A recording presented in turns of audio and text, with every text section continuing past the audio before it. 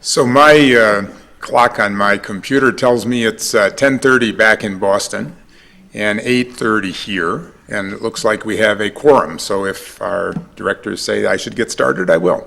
Please introduce yourself. I will. Okay, so I'm really happy to be here. My name is John Foster. I'm from MIT's Haystack Observatory in Westford, Massachusetts. I'm not a solar physicist, but I was given a title to talk about here, Geospace Variability through the Solar Cycle. So what I decided that I would do is look for various types of variability related to solar cycle and other things, and the type of things that I'm familiar with.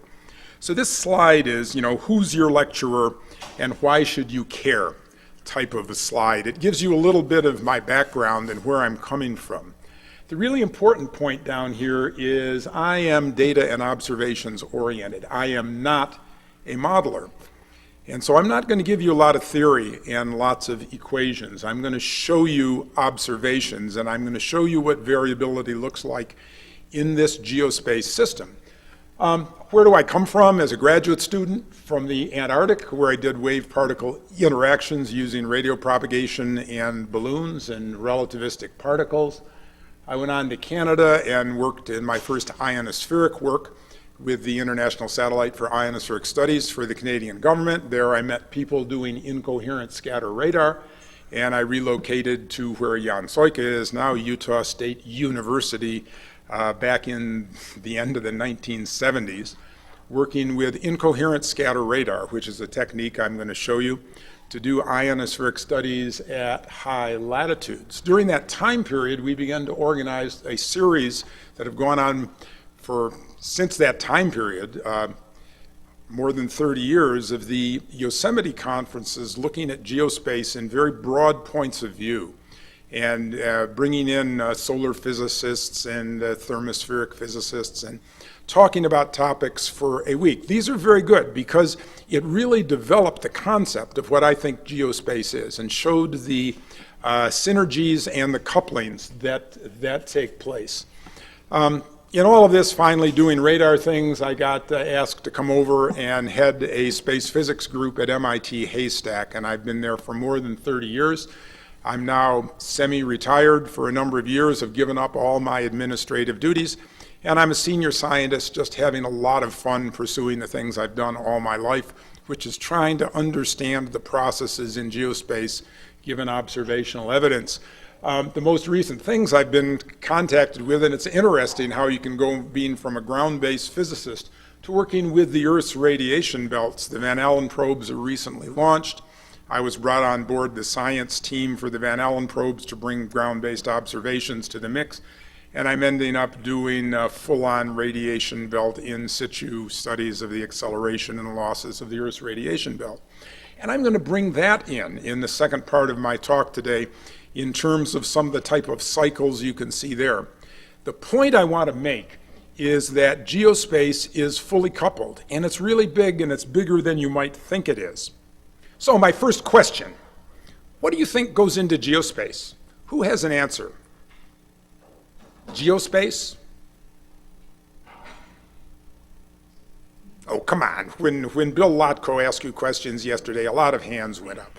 He talked about geospace yesterday all the time. So what did Bill talk about? Yeah, the solar wind interactions with the Earth's magnetosphere and the coupling into the ionosphere. So, I guess I didn't finish introducing myself. This is MIT Haystack Observatory. It's 35 miles west of Boston. We have pretty autumn colors. These are my radars that I've worked with for a lot of years. These are incoherent scatter radars, LiDAR facilities, deep space tracking facilities for the Air Force, telescopes to do radio astronomy and lots of other things. Debris studies. MIT is very big on radio propagation and radar technique developments. So, this is an outline, and I guess I should go to my outline first. What are we going to talk about? Well, the first question is, what is geospace? And Jan and I were talking a little earlier, is it simple, is it complicated? The solar cycle. Okay, well, there's a number of things. You think about sunspots, but the thing from the ionospheric physicist point of view is the change in this very, marginal, small part of the solar radiation called the extreme ultraviolet, the stuff that ionizes the Earth's neutral atmosphere and makes the ionospheric plasma. Cycles in Earth's ionosphere I want to talk about. That's in part of my morning talk. Seasonal, local time, geomagnetic activity, variation, all cyclic. Magnetosphere, ionosphere drivers of this entire system, the thermosphere. The solar cycle, solar activity, yep, these are the obvious things, but there are some parts of it that you may not realize. And then I want to talk about solar activity in the cycle and the two different types of really major types of storms, the CMEs that Bill talked about yesterday, and shocks, and what they do within the system and really make some major changes. They have a solar cycle dependence on CMEs as well as coronal holes and high-speed streams. And they're somewhat different, and you can make use of them observationally for studying things and for doing predictions. So what's geospace?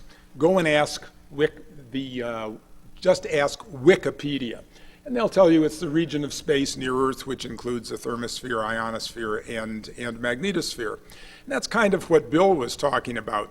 But you realize that there's the coupling into geospace. Geospace doesn't live as a microcosm out in the universe. It's surrounded by the solar wind. We've got a star next to it.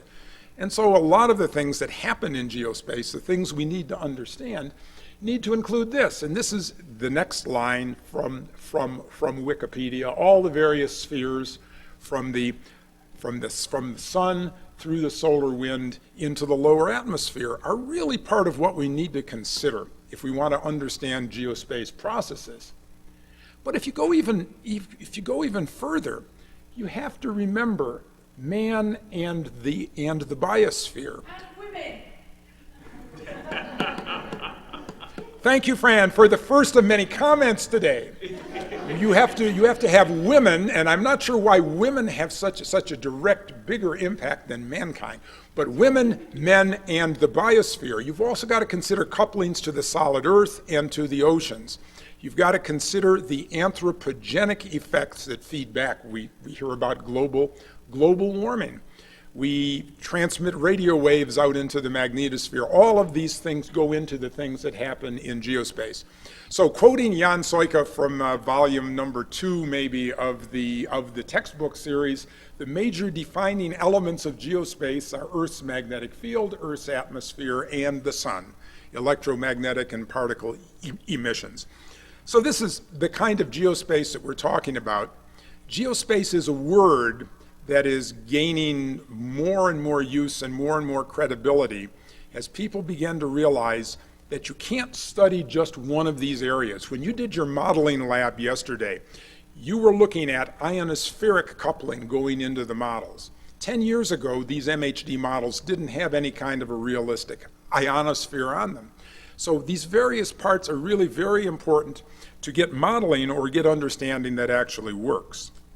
So, pretty pictures. All of these schematic things that you see up here are really part of the geospace system. And system's a very important word in what I'm going to talk about. It means the type of coupling. You've got the sun and its activity coming into the magnetosphere, going through the bow shock that we talked about, blow up the magnetosphere, and you have all these different regions and different plasma populations and currents flowing and circulation, all of which are understandable. They're part of magnetospheric physics, and they're part of the overall system. You get closer to the Earth, and you have this hodgepodge of processes that are all interrelated to each other. We don't have to go through all of them, but they're all part of the system. And if you went even lower and stood on the surface of the planet, you could do the same kind of things. Looking at the things we're doing here on the surface, which are percolating up into the lower atmosphere and the upper atmosphere, giving feedback. So the whole system is coupled, and I'm not going to say difficulty. The limitations we had when I started out as a graduate student is we had very narrow points of view. We had simple instruments that took measurements from one point in space, like a satellite measurement, or from one instrument on the ground. And we're trying to understand this really highly coupled system using that. We now have much more distributed capabilities. I'm going to show you some of them that give you multi-dimensional and 24/7 monitoring of some of these parameters. And we can now see how things interrelate with each other. So that's geospace. Well, cycles in geospace start with the sun. Sunspot area number, this is a century worth of sunspots. And this is magnetic latitude, and this is the area on which substorms are seen. And these butterflies really repeat very, very well on the nominal 11-year solar cycle or 22-year solar cycle, but they have to do with the internal physics of the sun, of our star. It's a magnetic variable star, and here's a picture of it. So sunspot area, percent of the hemisphere, all of these things, the sunspot cycle.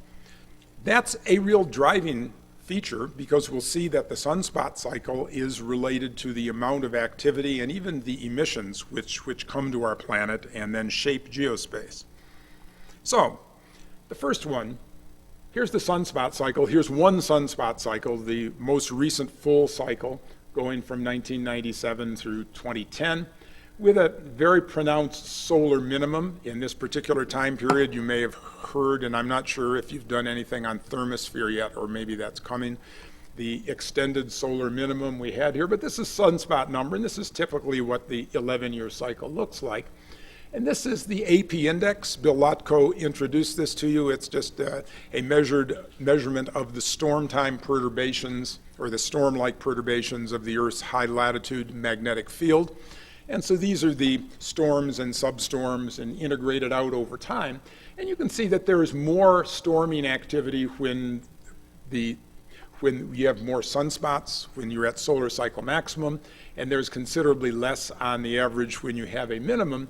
But you can see that there's not a one-to-one relationship really between these things. You can have a big outburst from the sun, which gives you a superstorm or a period of superstorms, and those things match up. But it's not as clear as you might have thought. Agreed? Not agreed? Any questions about that? Is that what you expected? So, here's what the aurora looks like under quiet conditions and under disturbed conditions. And the aurora is one of the signatures, the visual signatures you can see of that kind of activity that goes into the AP index. And it's got a cyclic nature to it. I mean, most times the aurora is out there because there's activity in Earth's magnetosphere, and it's very, very quiescent, meaning things aren't really, the plasma physics that's taking place isn't very dynamic. Things are just going along happily, and there's not a lot of turbulence, which really takes place when you get substorms, which are the release of energies, storing and release of energies. Bill Lotko talked about the coupling of the solar wind to the Earth's magnetosphere, and substorms and storms come when that energy exchange then gets dumped down into the lower atmosphere by these beams of charged particles, which change ionospheric conductance and let currents flow and keep the system all in its equilibrium. So here's a solar cycle variation for the ionosphere, which looks much more like the sunspot cycle. It's the 10.7 centimeter flux at extreme ultraviolet wavelengths. If you look at the overall spectrum of the sun, what's the maximum, where's the maximum of the solar output in terms of electromagnetic radiation? Green light, right? Green light, and so this is way, way off of the visible spectrum. This is a very small output, but it's very, very important, and it varies dramatically with solar cycle. There's much more of what they call ionizing extreme ultraviolet radiation during solar maximum.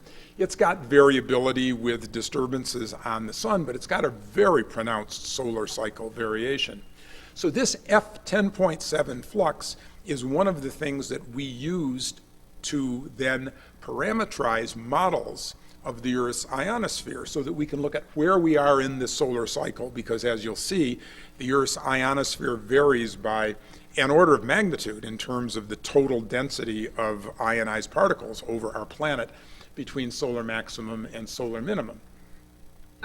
Yes? Do you know why it's steeped more, much more so in that second peak of the sunspot numbers? It's a double peak. Oh, Why is it more sharply peaked? Do you know why? I'm not a solar physicist, so the solar physicists in the audience stand up and answer the question. Why does a solar cycle have double maxima? And why is it sharper in the second one? We don't know why they have double maxima, but sometimes hemispheres can actually be operating out of phase like current wires, so that would produce a double maximum. Others just generate double maxima. Or who knows why? You ask a good question. Why is there a distinction between double maximum and F10.7? And then I have to say, well, I'm a solar physicist and I don't know about F10.7. I know about what we take it as a proxy for, maybe the EUV flux, but that's the other Yep. end of the spectrum. Yep. How those two correlate with each other, I don't know. Okay, so we don't have any definite answers, but it's a very good question. And what you come down to is, even though we're talking about cycles that look extremely regular when we look at the sunspot cycle, they're regular except where they're not, and that's the usual case. So the difference between theory and modeling and observations is modelings have all kinds of fuzz on the animal. There's a lot of variability out there just because that's the way the real world operates. And there are a lot of things that don't come into simple models. Carl? I think there's one important lesson that's implicit behind the question. Any one proxy does not characterize the system. That is very, very correct. Any one proxy does not characterize the system. That's the statement. So we have solar variability. So what does it do to the Earth's ionosphere? Here's another figure from one of the textbooks, and I think it's from a Utah State, probably a Soika and Shunk model, and it's all sorts of lines of various types of things. The neutral composition at solar maximum and solar minimum. If I could read sideways again, I could look at this, but one of these are maximum down here, neutral composition in the Earth's upper atmosphere on pressure levels or altitudes, 100 to 500 kilometers in altitude, and then the ionization profile showing that it's mainly O+ ions at the F region peak up around 300 kilometers. This is for solar maximum, and here's the variation during minimum. And so there are various different levels here. This goes to 500 kilometers, this goes to 350. So I don't know, Jan, why you don't plot on the same scales when you do these things. I guess that's just a modeling thing. I don't know. But I'm sorry. Okay, back to seriousness with this. Under the bus, right? So there are long-term changes in the effect of the solar radiation with a rough solar cycle variability on what the shape of the Earth's ionosphere looks like. So we know that. Now let's get a real instrument. So we saw an aerial photograph that showed this old 150-foot military solar physics, solar radio physics antenna we've had at MIT Haystack since 1978. It's been converted to an incoherent scatter radar with 2 megawatts of 68 centimeter radiation being blasted out of it from big 12-foot tall military klystrons, the things that are radar transmitter tubes. The scattering comes from the Thomson cross-section of the electrons in the Earth's ionosphere. They're very, very small, and so you send out megawatts and get back picowatts. And so you need a big antenna, and it's incoherent scatter, meaning that you're getting the free electron cross-section and they're bouncing around thermally. So the single spectral line you send out, the frequency you transmit, gets Doppler broadened by the thermal motion of the particles. So the signal you come back gives you information on the plasma density at the scattering distance that you're looking at. We do time of flight out and back type of things to do this. Density, ion temperature, electron temperature, gas composition. It's a very, very powerful technique for doing this. It propagates without atmospheric or ionospheric refraction at these particular wavelengths, frequencies 440 megahertz. So it's limited by the curvature of the Earth as to how far we can see. So we can see the F region out to a range of about 2,500 kilometers, which means we can see half of continental North America from our site on a hilltop west of Boston. And there are more than a half dozen of these types of instruments of different shapes and sizes around the Earth. So they do very good, accurate ionospheric measurements. So what do they see?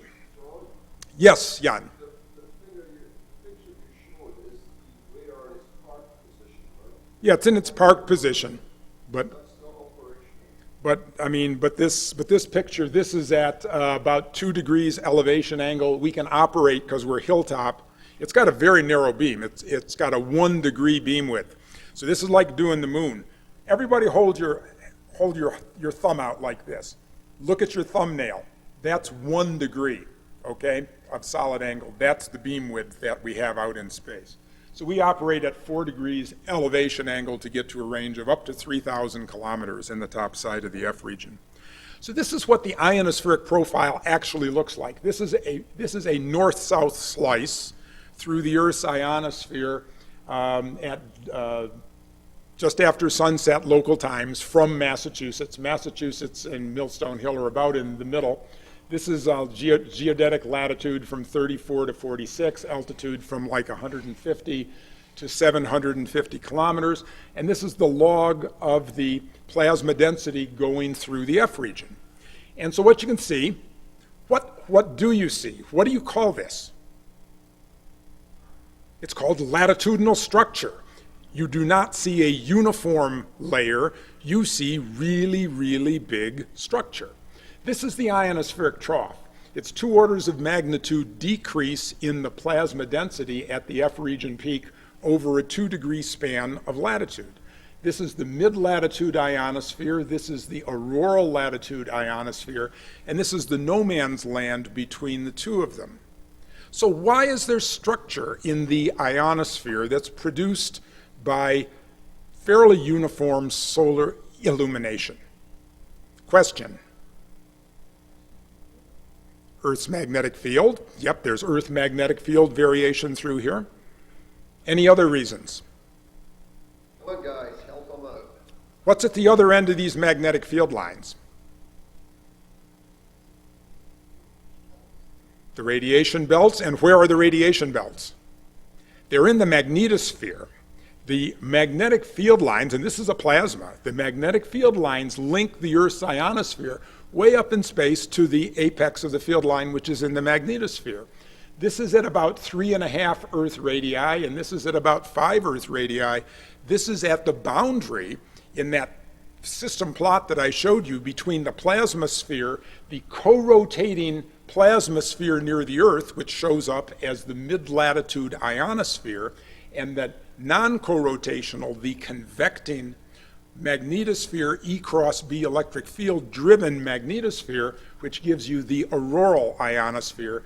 And this is the no man's land in here, which we call the plasmasphere boundary layer, where everything takes place. Okay? So the structure of the Earth's ionosphere, which also gives you the conductance you need for your MHD maps, has all kinds of structure in it. And this is just one little local time sample. So that's the point that I want to make. Fran. I have a question about this plot. Can you tell us roughly what time frame this sort of covers? Yes. And so I will tell you, this is a snapshot done over an amount of time. It's not with our steerable antenna because of what we were doing with this particular study. It's with our zenith antenna. But this type of structure you see with our scan of the antenna in like 10 minutes, okay? So just imagine this is a snapshot, okay? And I'm going to show you now some other things too. So this is incoherent scatter. So, yes, question?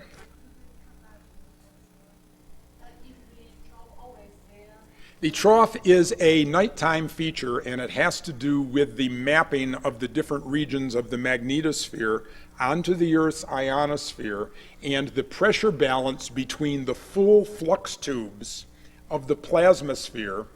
And if we were doing ionospheric physics that maybe is coming next, or maybe you've already done, you'd find out that the distribution along a magnetic field line, if you just have solar illumination, is a balance between gravity downward and pressure gradients upward, with production taking place here and things going by diffusion up the field line and filling the entire flux tube. So a full flux tube would look pretty much like this. If you drain the flux tube, you have outflow. If you advect it to someplace else where it gets lost, you have a gap. And at the nighttime, if you do this, you don't have any production, so you're left with a depletion.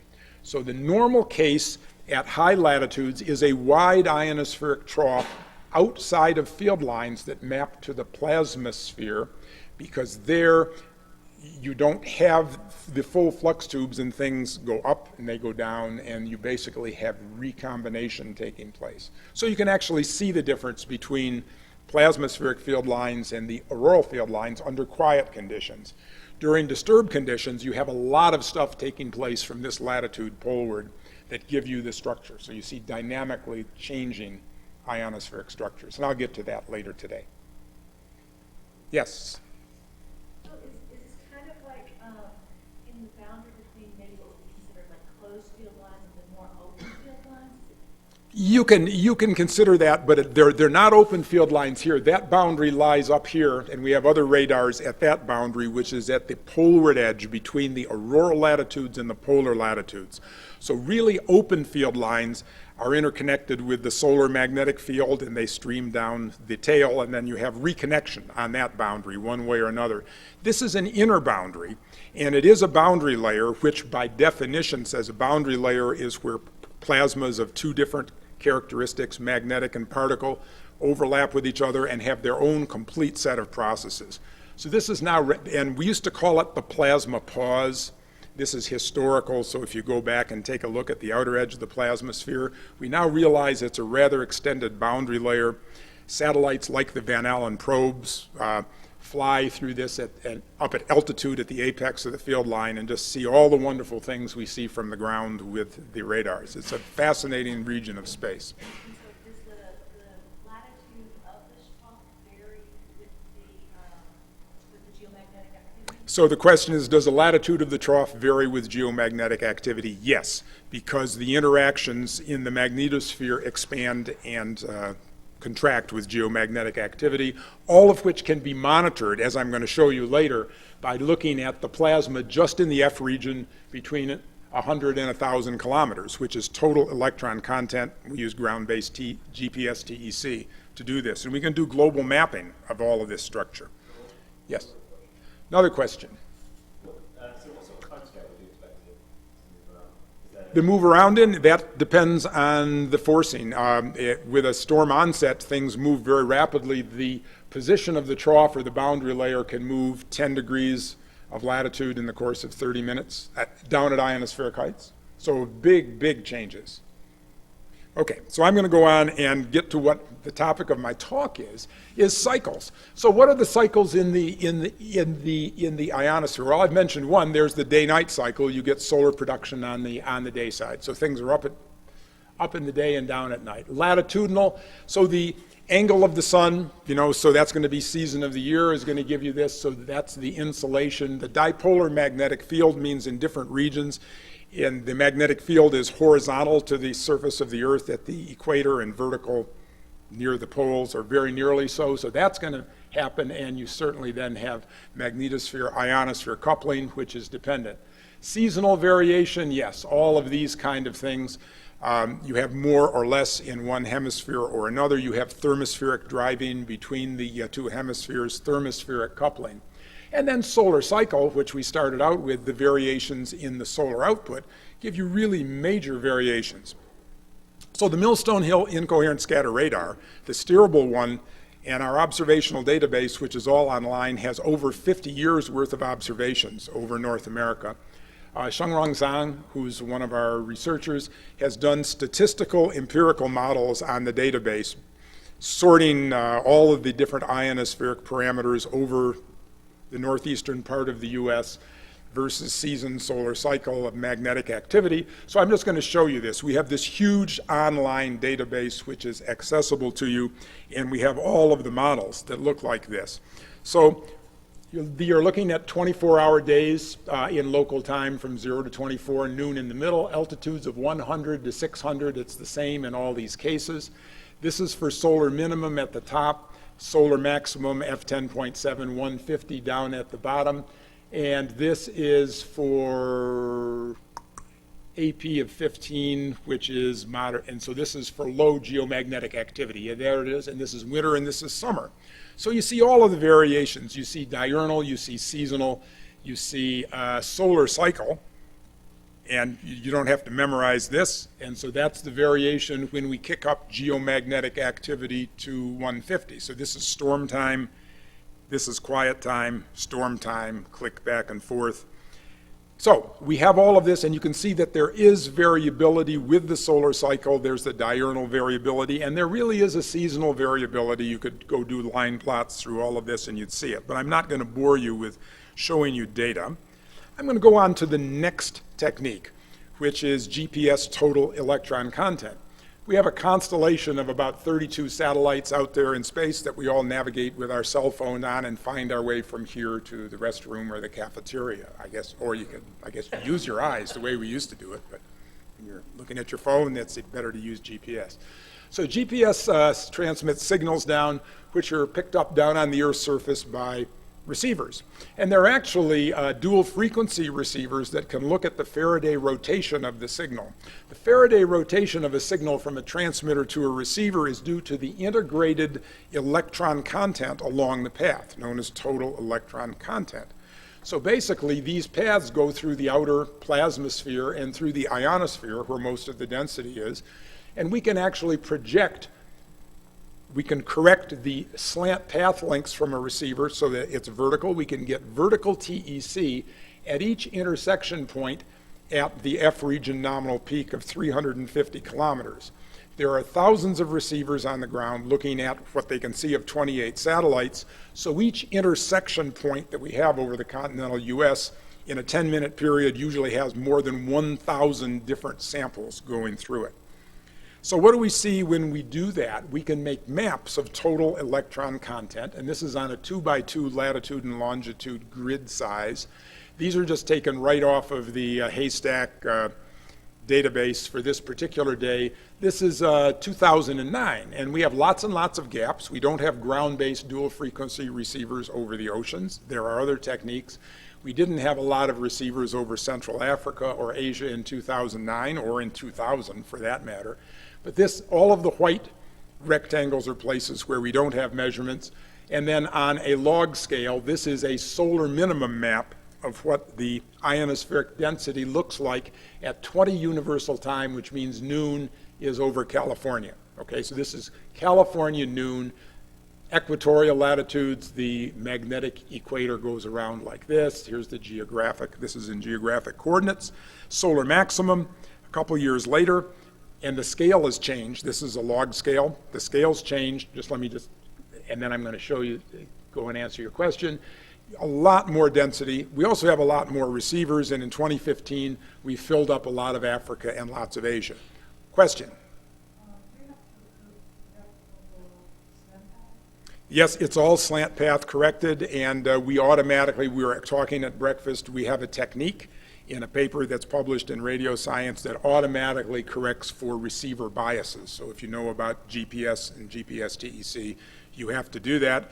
All of the data that's on, and all of this, we have 5-minute resolution 1x1 latitude and longitude grids since the year 1999. All of the observations up to the present, with about 2 days ago, are online on the Millstone Madrigal database and available for doing this. These maps are pre-calculated, and you can go take a look at on your birthday or something as to what the ionosphere looked like. And you can see that the maps are done every 20 minutes, just the online ones. Okay, so this is what GPS TEC gives you. It gives you a way of looking at what the ionosphere looks like. These are the equatorial ionization anomalies, and I'm going to get to that a little later when we talk about the differences. There are latitudinal differences in the way the Earth's ionosphere behaves.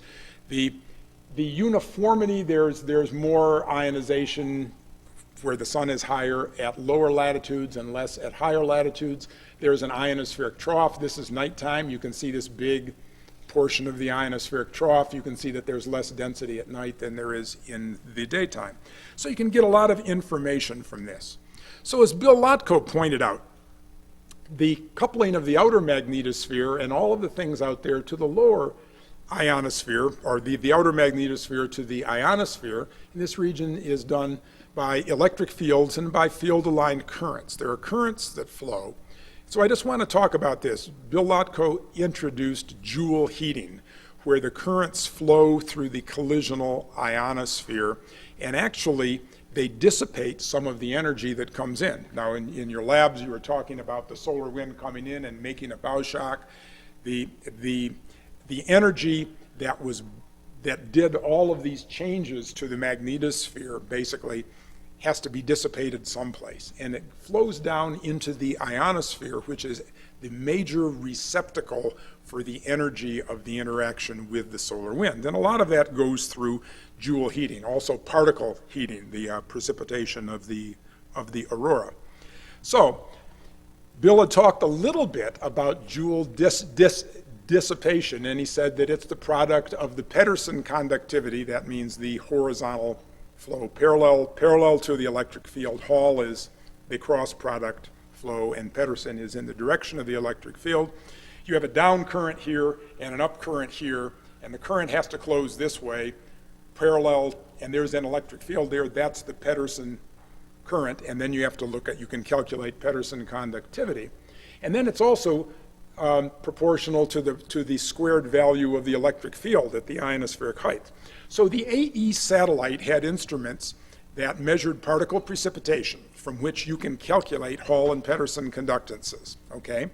And we also know solar production because we know where the sun was, solar zenith angle, so we know what the conductivities produced by solar radiation are. So you could actually take, and they also had electric field measurements. So what Jean-Pierre Saint-Maurice and Vince Abreu and I did in a paper a long time ago is we took for the entire AEC database of these measurements, point by point, we calculated E squared and sigma p. Sigma p was done from the precipitation data. There are formulas that you can use. And so this is a map for solar minimum conditions for modest KP, and you have to realize there is a limited amount of data. And so this is a map of sigma p, and this is the solar production on the day side. Noon's at the top, this is the North Pole, and I think these are in, it was a long time ago. Let's say it's geographic coordinates, it's probably geomagnetic. Let's say it's geomagnetic coordinates, I don't remember. And so this is what the Pedersen conductance looks like. Here's the auroral precipitation. Here's basically solar production.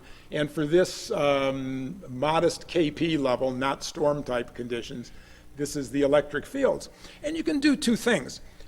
Someone was mentioning how much information you can get from a statistical model versus observations. I'm going to stop there. Question? Oh, this latitude, these are 10-degree rings, I think. So this is 70, this is 60, and this is 50, and this is the pole, okay? And they didn't cross the pole, so there's just blank, blank, blank up there like that. And you'll have to love this. Notice this is a grayscale dot plot done on a printer. Hey, that's what life was like before iPhones.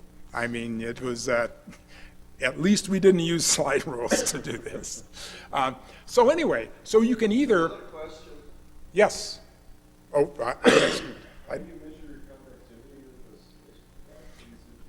you measure the spectrum, the spectral hardness, and the flux of precipitating electrons, both of which you do with particle instruments. What's hardness? Spectral shape. Okay. Spectrum, you measure spectrum and flux. Okay.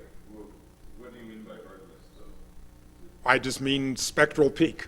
The spectral peak is the hardness. So if the precipitation has its main flux at 20 kiloelectron volts, that's the spectral peak. If it's at 2 electron volts, it penetrates less deeply, and that's its spectral peak.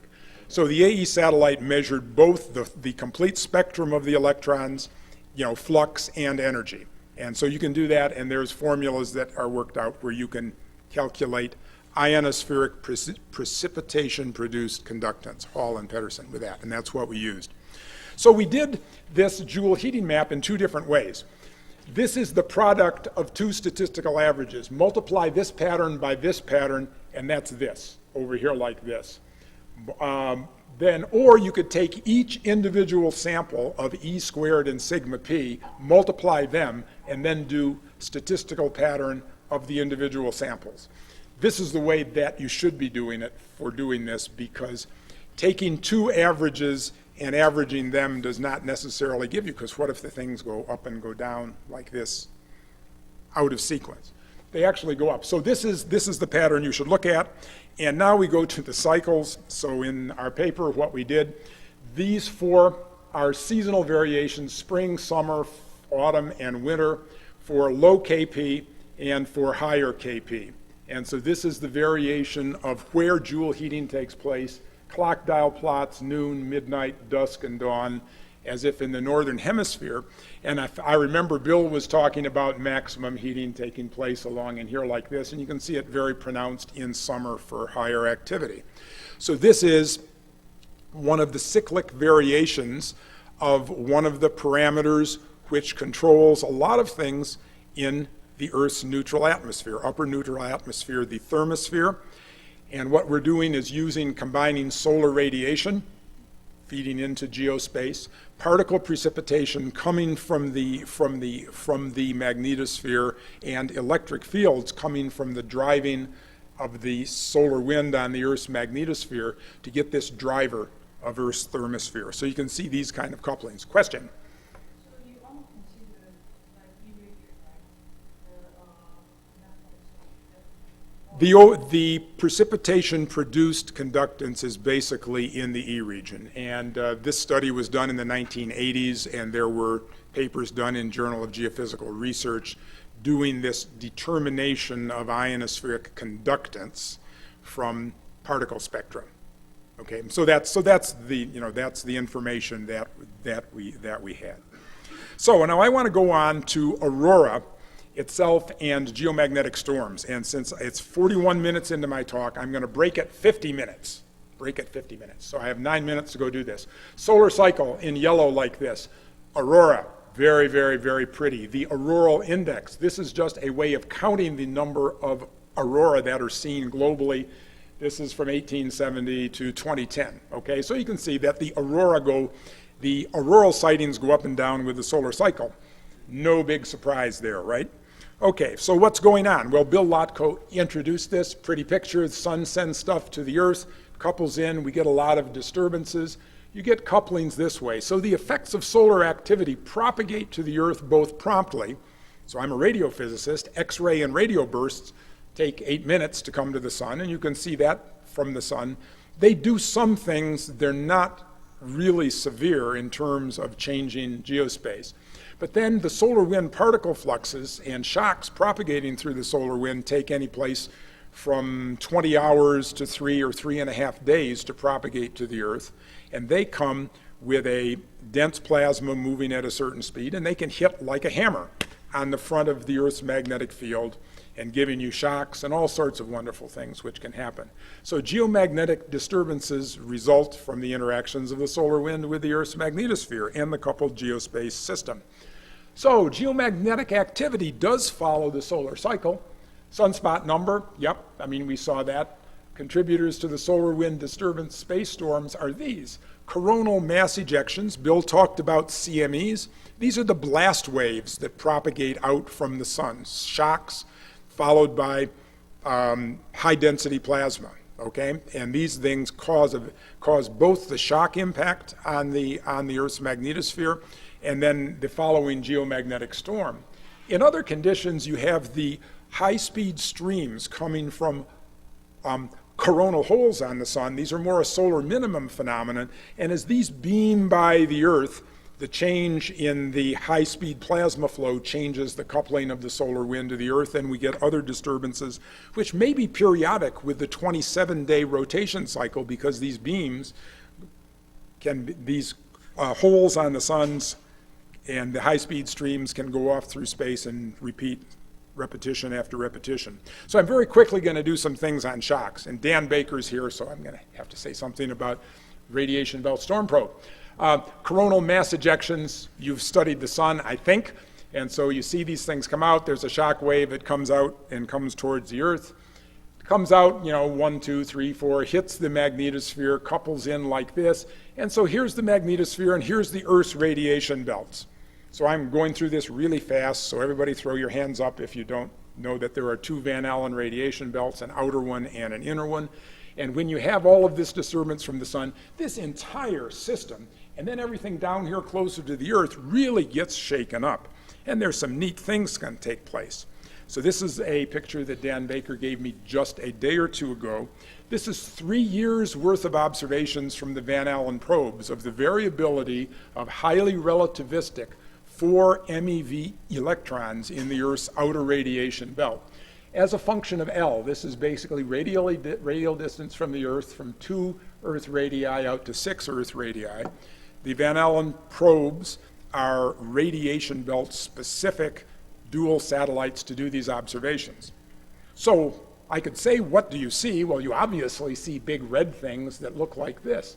This is the effect of a solar wind shock, a CME, hitting the radiation belt, causing all of a sudden very, very few particles to go up by many orders of magnitude. So you must have acceleration of particles, and the effects are long-lived, months long. This is a year across here. So there's almost a half a year impact of changes in the radiation belts.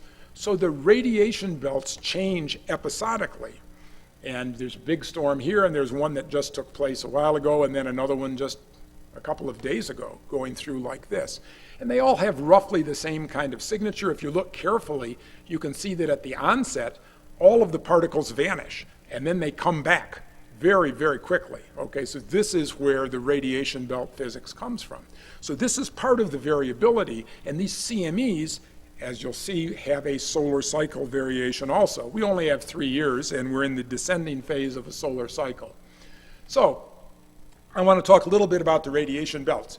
You've all studied a little bit of plasma physics, and you know that there are 3 basic motions of the particles, the gyro motion around the field line. The gyro period for an electron has a time scale of about 10 to the minus 4th seconds. Very important for radiation belt physics. The bounce motion from one hemisphere to the other from magnetic mirror points, about a half a second to do that bounce. The drift motion, gradient and curvature going around the Earth, circling the Earth, hundreds of seconds. Okay, so these are the 3 time scales for the 3 types of particle motion that give you the adiabatic invariance in the field. So a shock hits the planet. You have the shock propagate into the Earth's magnetosphere, really shaking up the Earth's radiation belts. Okay, so that's some of the things that we're seeing and resulting in storms. So how fast does that take place? That's going to be one of the things. So let's consider the adiabatic invariance of particle motion. If everything were only slowly varying, all the invariants, the gyro motion, the bounce motion, and the gradient drift, if you changed the system, everything would change in very nice, predictable manners. And it has to do on the time scales. So these are the various invariants of motion, the mu, j, and phi, they call them. And one, it has to do with the magnetic moment, and it's conserved if your event time scale is longer than 10 to the minus 4th seconds, which is the characteristic time for the invariance of the gyro motion. The bounce motion, well, TB is a half a second, so for anything that's long with regards to a half a second, then this is conserved. And the drift time is on the order of a few hundred seconds, and so anything long with that, that would be conserved. So you can energize these different invariants. At these time scales, you're talking about wave-particle interactions on the millisecond time scale for the types of things that are going on. Bounce resonance interaction with waves could change things in this parameter. And then shock acceleration, as I'm going to show, gives the time scale to violate the 3rd invariant and to then produce energized particles and give you even more cyclic motion. So Mary Hudson and the people at Dartmouth did this model for the shock that took place about 2 years ago. One of the ones that was up on the plot over there. This is the color-coded, this is the Earth, this is the sun over here like this, and this is an MHD model showing the shock-generated electric field, which can accelerate particles. And these are separated by 1 minute and another minute, such that you can see in the MHD model and with measurements that the shock propagates from the day side of the magnetosphere into the magnetotail. That means crossing the Van Allen belt in the order of 100 seconds. So which of the invariants would be conserved and which would be broken if the shock acceleration has a maximum time extent of 100 seconds? So 10 to the minus 4 seconds, 1/2 second, this one 300 or 1,000 seconds. So this shock time scale going through this violates the third invariant. That means you can push particles in, which is the drift motion, and pump energy into the particles. So what do we see? So here's Dan's instrument on the Van Allen probes. There are 2 different satellites. But basically, this is 3 MeV fluxes, and then there's another instrument down at factor of 10 less in energy, 350 keV and 90 keV. And this is the shock acceleration line right here. Here's the shock seen in the electric field by another instrument. The shock hits right here, and these particle fluxes, which look like this, all of a sudden look like this, and then they repeat at this sort of a periodicity. What do you think this periodicity is? It may even be written up there. How long is it? These are 1-minute ticks. It's about 5 minutes. What happens in 5 minutes in the radiation belt? Drift around the Earth. These are drift echoes. Here's an accelerated packet done by this 1 minute's worth of strong electric field, which accelerates particles on the day side, just on the day side, and they then drift around the Earth 1, 2, 3, 4, 5, 6, 7, 8, 9 times. And at the other energies, since the drift time around the Earth varies with particle energy, the black lines show the around the Earth drift time for the L shell of the spacecraft, where it is, because it depends on magnetic field, and energy. So this is the shock, and here's the first bounce. For 90 keV, here's the shock, and here's the first bounce. And this variability, which looks suspiciously like the same frequency like this, is the interaction with the ringing ULF waves on the day side.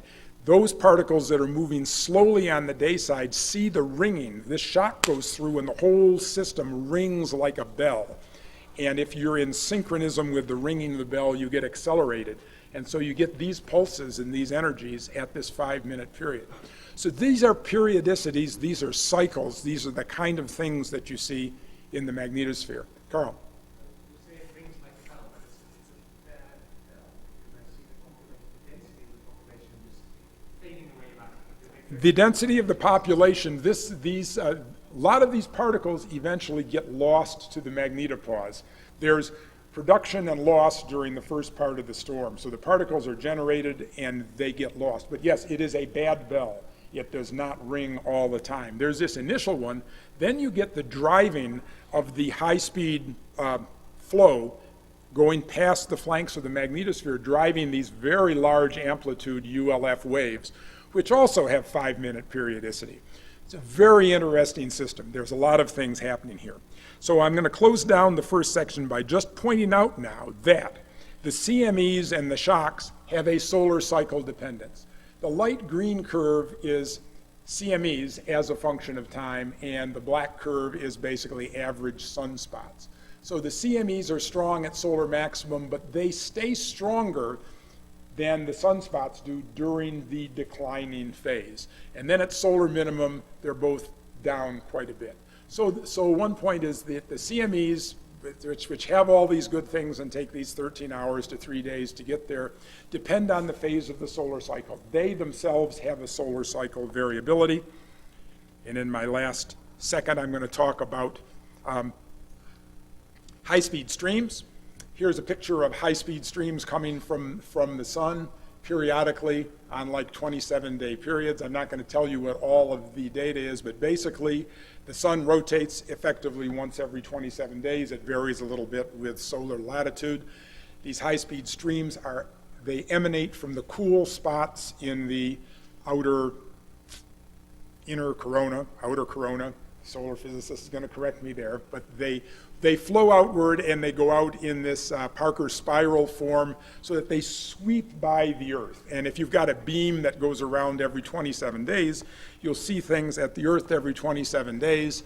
So last plot before the break, this is about a year's worth of KP index plotted in 27-day intervals. So things that are repeating in 27-day time periods show up. The black areas are where it's high KP, meaning geomagnetic disturbances. I've taken the artist's license to draw a red line, so 1, 2, 3, 4, 5, 6, 7 solar rotations. You see repeating high-speed stream-driven effects. So we were doing this is the early 1990s. We scheduled an international experiment to be run for storms on this particular day, based on this recurring high-speed stream. And it was actually doing ionospheric tomography using radio signals, but we had receivers from a whole lot of countries. It was an international program. It was pulled off successfully because we used the cyclic nature of the solar rotation and high-speed streams near solar minimum to predict the time where we would expect to have the onset of a solar storm, and we hit it right on the money. So, I believe that's the end of part 1, and our leaders will tell us when we're coming back.